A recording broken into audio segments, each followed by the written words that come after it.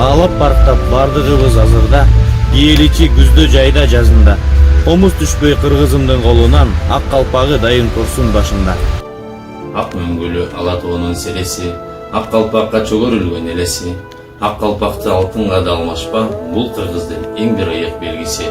Тоолор менен тең жашаган, кыргыз менен бир жаралган, ата бабам ардактаган, манас бабам ыйык. Теңир тоодой баркы бийик, дөбөсү турат көккө тийип. Улуун сактап жүргүн ак калпакты башка кийип. Саламатсыздар, урматтуу кесиптештер, урматтуу кыргызстандыктар.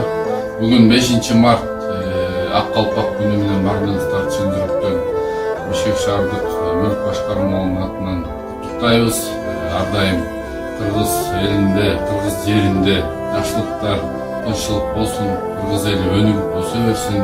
Ак калпак бул биздин ата бабабыздан келе жаткан ыйык баш булуттук баш кийим болуп эсептелинет. Ар дайым башыбыздан ак калпагыбыз түшпөй, кыргыз элеги желбиреп, Кыргызстаныбыз ар дайым өнүгүп, өсүп, өркүндөй берсин. Бүгүнкү майрамыбыздар куту болсун.